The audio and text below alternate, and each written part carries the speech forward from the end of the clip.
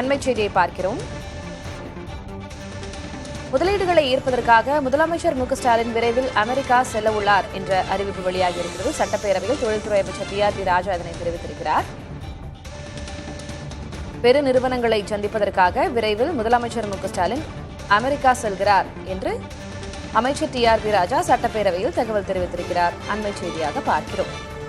முன்பாக உலக முதலீட்டாளர்கள் மாநாட்டில் போடப்பட்ட புரிந்துணர்வு ஒப்பந்தங்களில் 60 விழுக்காடு முதற்கட்ட பணிகளை தொடங்கியுள்ளன என்றும் அவர் தெரிவித்திருந்தார். இந்நிலையில் முதலீட்டாளர்களை சந்திக்க, பல்வேறு முதலீடுகளை ஈர்க்க, பெருநிறுவனங்களை சந்திக்க விரைவில் முதலமைச்சர் மு.க.ஸ்டாலின் அமெரிக்கா செல்லவிருக்கிறார் என்று அமைச்சர் டி.ஆர்.பி. ராஜா தெரிவித்திருக்கிறார்.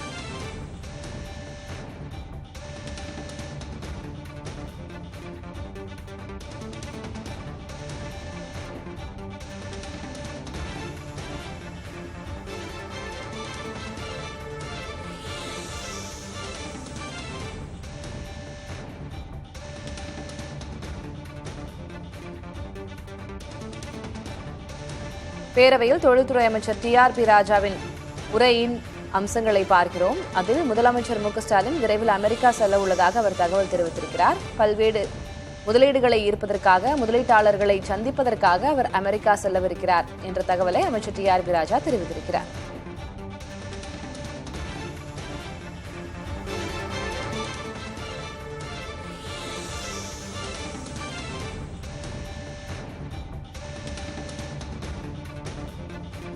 கூடுதல் விவரங்களை வழங்குவதற்காக செய்தியாளர் ராஜ்குமார் சட்டப்பேரவை வளாகத்திலிருந்து இணைந்திருக்கிறார். ராஜ்குமார், அமைச்சர் டி.ஆர்.பி. ராஜாவினுடைய உரையின் சாராம்சங்கள் என்னென்ன விஷயங்கள் அவர் தெரிவிச்சிருக்காரு சட்டப்பேரவையில்?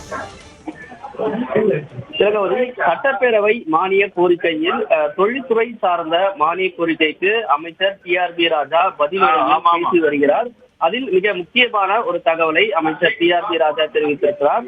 அதாவது முதலமைச்சர் மு.க.ஸ்டாலின் விரைவில் அமெரிக்கா செல்ல இருப்பதாகவும், பெரு நிறுவனங்கள் மற்றும் முதலீட்டாளர்களை சந்திப்பதற்காக முதலமைச்சர் மு.க.ஸ்டாலின் அமெரிக்கா செல்ல இருப்பதாக தெரிவித்திருக்கிறார். தமிழக அரசு ஏற்கனவே வெளிநாட்டு நிறுவனங்களை தமிழகத்திற்கு முதலீடு ஈர்ப்பதற்காக பல நடவடிக்கைகள் எடுத்து வருகிறார்கள். இந்த நடவடிக்கையெல்லாம் மானிய கோரிக்கையினுக்கான பதிலுரையின் போது அமைச்சர் டி.ஆர்.பி. ராஜா தெரிவித்திருக்கிறார்.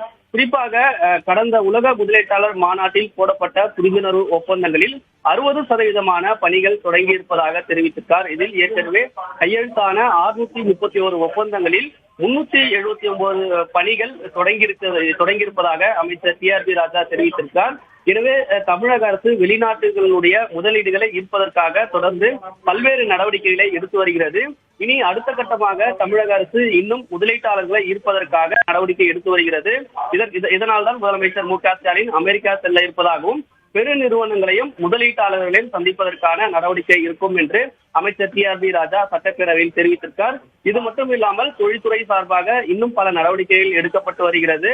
அதையெல்லாம் அமைச்சருடைய பதிலுரையில் தெரிவித்திருக்கார். குறிப்பாக புதுக்கோட்டை மாவட்டத்தில் புதிய சிப்காட் அமைப்பது, கோவை விமான நிலையத்திற்கான விரிவாக்க பணிகளை விரைந்து முடிப்பது போன்ற நடவடிக்கைகளும் தொழில்துறை சார்பாக எடுத்து வருவதாகவும் பதிலுரையில் அவர் தெரிவித்திருக்கார். இதில் மிக முக்கிய அம்சம் முதலமைச்சர் மு.க.ஸ்டாலின் முதலீட்டாளர்களையும் பெருநிறுவனங்களையும் சந்திப்பதற்காக அமெரிக்கா செல்ல இருப்பதற்கான தகவலையும் தற்பொழுது சட்டப்பேரவையில் அமைச்சர் டி.ஆர்.பி. ராஜா தெரிவித்திருக்கார். திலகவதி, விவரங்களுக்கு நன்றி ராஜ்குமார்.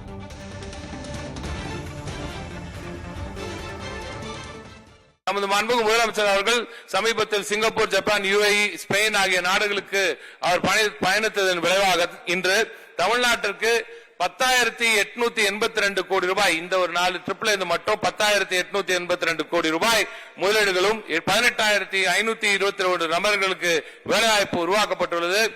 வெகு விரைவில் மாண்புமிகு முதலமைச்சர் அவர்கள் அமெரிக்கா நாட்டின் பெருநிறுவனங்களின் தலைவர்களை சந்திப்பதற்காக அமெரிக்கா செல்ல இருக்கிறார் என்ற முக்கிய செய்தியும் இங்கே பதிவு செய்கிறேன். அமெரிக்காவில் வாழும் தமிழ் நெஞ்சங்களுக்கும் முதலீட்டாளர்களுக்கும் இந்த செய்தியை தெரிவிப்பதில் மகிழ்ச்சி அடைகிறேன். இந்த பயணத்தின் போது இதுவரை தமிழ்நாட்டில் தடம் பதிக்காத புதிய முக்கிய பெருநிறுவனங்கள் முதலீடுகளை தமிழ்நாட்டில் கொண்டு வந்து சேர்க்கும் என்ற அந்த உறுதியை தங்கள் வாயிலாக அவைக்கு வழங்குகிறேன்.